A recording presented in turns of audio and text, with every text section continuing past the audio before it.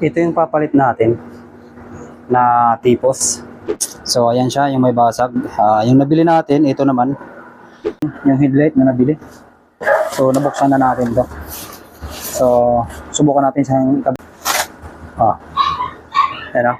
Ito na nga ay pinakabagong update dito sa ating ginagawang Project Gravis. Bali na ikabit na natin yung kanyang mga flarings. Ito pa rin yung kanyang lumang flarings, kaya mapapansin natin dito sa kanyang visor yung mga gasgas. Pero okay pa naman yung mga kabitan ng tornilyo, kaya kinabit ko lang muna ito. Maging itong kanyang front panel, ikinabit ko rin ito. Wala nang itong mga lock, kaya nakatali na lang ito ng cable tie. Binilang ko rin ito ng side mirror na mumurahin para makita ko yung nasa likod kapag ginamit ko ito sa labas. Ito naman yung kanyang front cover or dibdib. Sobrang dumi nga nito nang nabili ko, sikanad lang kasi ito. Nilinis ko na lang ito at pinahiran ng back to black para magmukhang bago. Pagdating naman dito sa kanyang inner at outer na side cover, makikita naman natin dito itong kanyang mga basag sa bandang ibabaw ng putres. Tapos yung footboard, ito yung stock niya. Ito. Tapos tambucho. Yan pa rin siya tambucho. Makikita natin, hindi ko lang kung may tama siya. Tapos itong kanyang fender sa likod, tapaludo, may tama siya. Ayan o. Pero may nabili na tayo nito. Ayan, may tama rin yung kabila. Tapos ito dito. Yung panggilid niya na bearings may tama din. Ayan, hindi pa natin pinalitan yan. Ayan yung ilalim, mga tama. Ito nabili na natin to. Ito yung second hand natin. At nagpalit din tayo ng shock. Ito yung shock na harap niya. So second hand lang din to. Yung stock dito, yung baluktot, ito yon, yung baluktot. So papansin nyo, baluktot siya. Ayan o. Baluktot ito. Pati itong kabila. Ito yung baluktot. Ayan. Tapos, itong kanyang brake hose. Galing ito sa Novo. So, meron na tayong stock na pampalit dito na brake hose. Tapos, yung tipos. Stock pa rin yung tipos nito. Kaya, papalitan din natin. May nabili tayo. Ito yung tipos. Sabi ng nabili natin, wala naman daw itong tama. Try natin ikabit. Kasi, tabingi. Tingnan nyo yung gulong. Wala sa taas. Pag tinignan natin mula sa taas, ang layo ng gulong. Ano? May tama siya. Nakatabingi. Tabingi. At sa ang gulo yan. Hindi siya sumisintro dito sa tapaludo niya. Malamang may tama yung tipos niya. So temporary, yung ilaw. Yan lang muna yung ilaw natin. Pero meron tayong nabiling ilaw. Subukan din natin siyang ikabit. Ito pala yung ano natin, yung headlight na nabili. So nabuksan na natin to. Pakita ko lang sa inyo, nabili natin yung headlight. So hindi ko rin ito na-testing kung umiilaw or kung kakasya, pero pang Mio Gravis to. Ayan o. Ito sa ano lang to, sa tape dahil nag-iwan ng marka. Pero madali lang naman baklasin yan. Alcohol lang yan. Babaklas na natin yung harap. Yung tapaludo para matanggal natin tong tipos natin.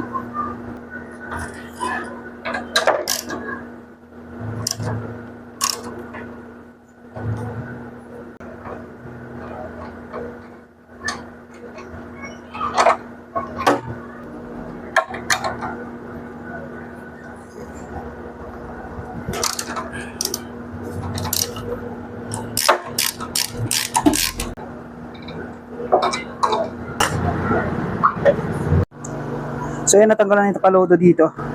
Ngayon naman itong monobila para maiangat natin. Para maluwagan yung dito yung mga crown para mabunot.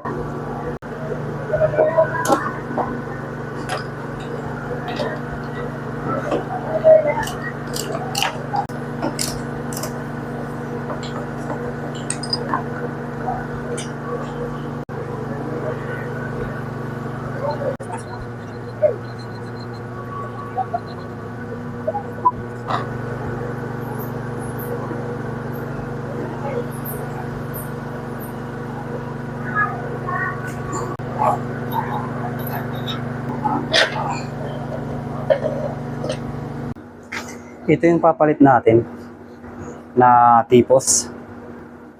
May problema tayo dito. May tornilyo dito, kaputol ng tornilyo. Dito siya. Hindi ko siya matanggal kasi naputol na yung ulo. So, Saka ko na lang ito tatanggalin. Natamad na ako. Ano yung pinagpalitan natin yung stock na tipos. Kapit na natin.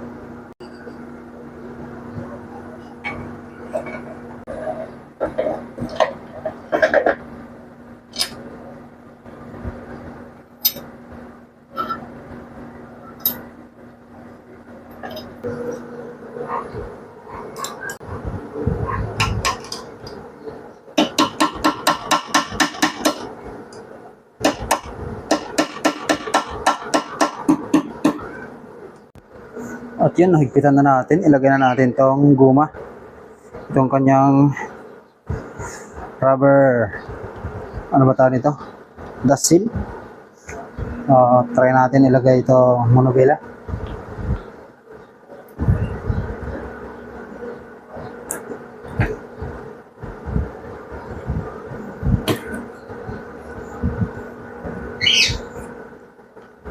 Boom.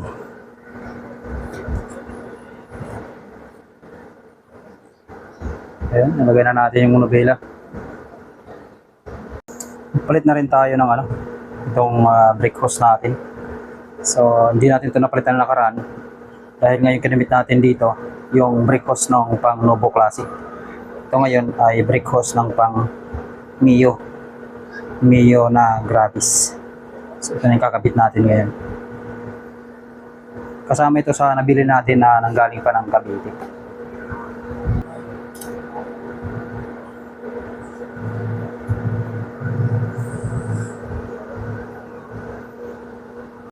Kabit na natin tong kanyang shock.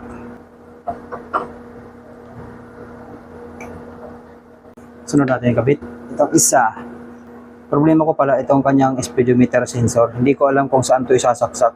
So hanapin ko pa yung wire doon sa loob. Ikabit ko na muna itong shock para makabit yung gulong. Para ma-bleed na rin yung preno.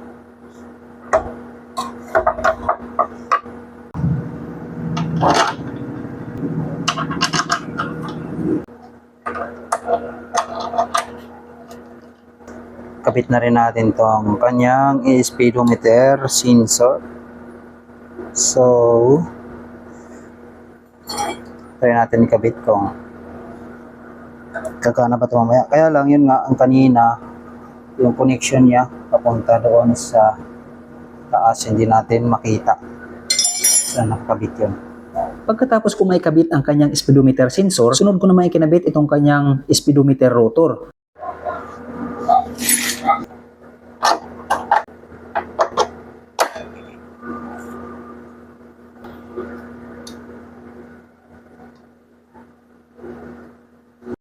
So, ayan, ito na yung para sa speedometer natin. Pero di ako sure kung ito ba yon. Dito ba siya nakakabit? Tapos, ito sa headlight. Subukan natin. Pag ito magkasya dito, malamang ito na yung para dito sa speedometer cable natin. Kasi ito lang yata yung nag-iisa na lang natitirang wire. So, ito yun. Paano natin ilalagay? Hindi siya abot. Try natin dito.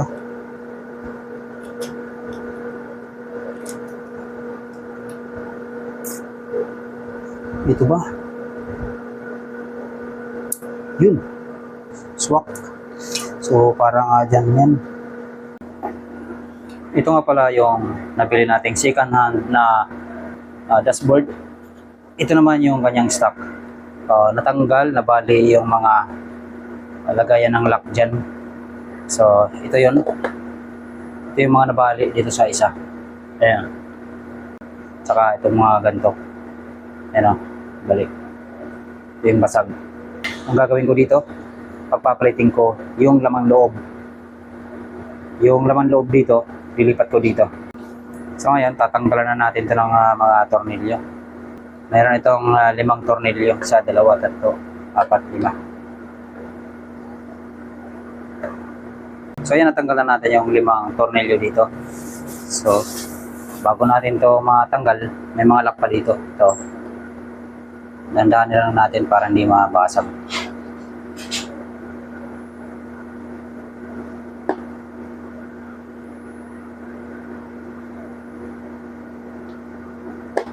Sana lang walang problema yung kanyang bolt.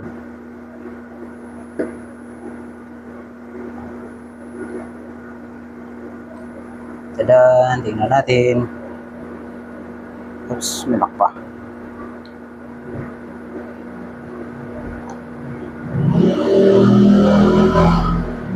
Yan na, the moment of truth. Yan.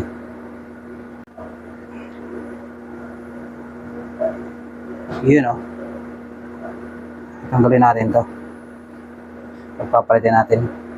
Yan, madumi yung loob nyo. So, linisin lang natin yan.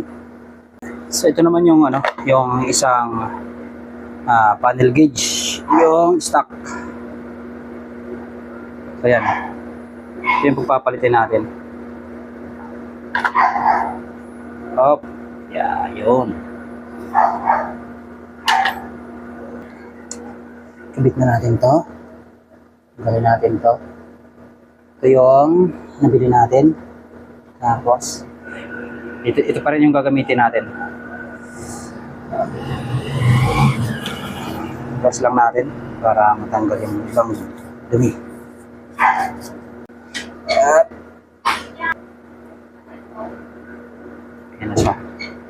Tadaan! Tapos, ito.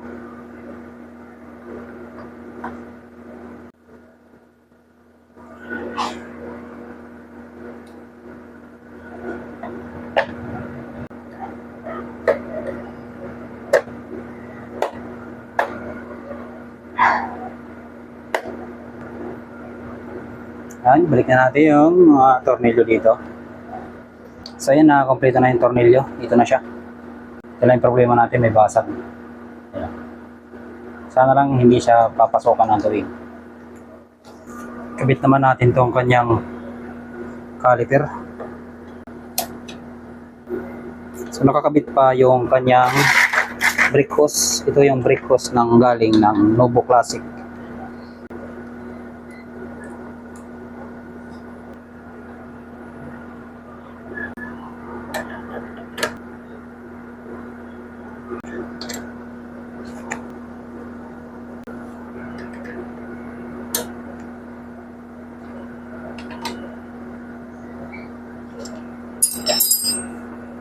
Ayun, tanggalin naman natin to.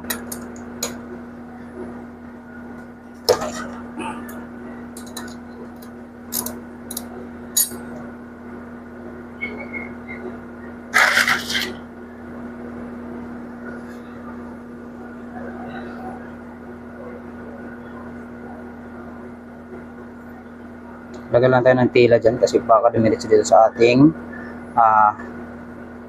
mags at matatanggal ang pintura dahil brake fluid ang naman nito. Hop. Tapos kabit naman natin to. Ang palit natin. Nandito pala yung kanyang aluminum washer.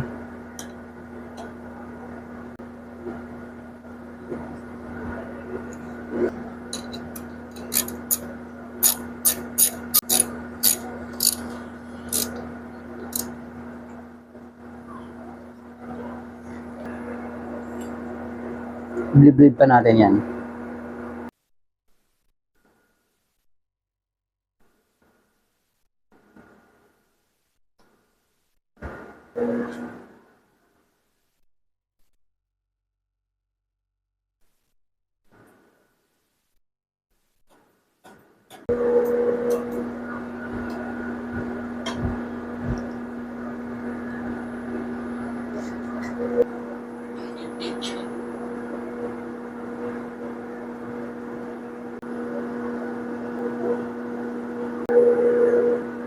So ayan, goods na yung preno natin. Takpan na natin tong brake master.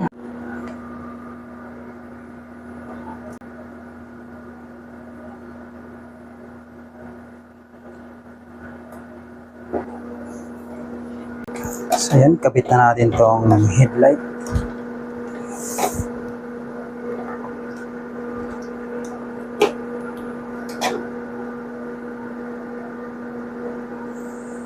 Ito yung kanyang dim. Ito yung sa headlight. Ito naman sa signal light. Ang problema natin ito at saka ito yung pagkakabitan nitong headlight, dito yung bakal. Kasi ano to, disalign. So ang gagawin natin, hindi muna natin lalagyan to ng tornilyo, itong headlight, yung holder ng headlight dito. Hindi muna natin lalagyan, bali kakapit ng headlight dito sa mga bearings. Maghahanap muna tayo kung makakabili tayo. Yung mga second hand pa rin ang ating aabangan. Baka meron naman tayong mahanap. Kasi mahal kung bibili tayo ng mga original na parts. Dahil ang pagbuo natin ito ay budget meal lamang. So yan, babalik na natin mga screw dito. So ayan yung hitsura niya ngayon. Subukan natin buksan yung ilaw. So makikita natin dito yung kanyang auto.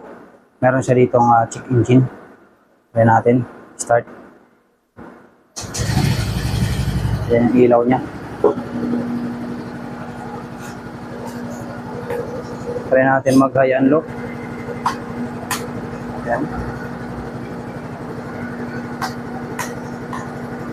Meron siyang high and low. Tapos signal light. Yung kanyang tawag yan, hazard. Ayan, naka-hazard. Gumagana yung hazard. So, patayin muna natin. So, ayan, nagawa natin ang paraan. Tinari muna natin sa cable tie, ang kabilaan. At yung takip dito, ito, tatali ulit natin sa cable tie dito sa mga butas habang wala pa yung ating ganto. So, ayan, lagyan natin siya ng cable tie. Dito natin siya papasok sa mga butas, tapos dito. Isa na natin ang paglalagay ng mahiwagang cable tie.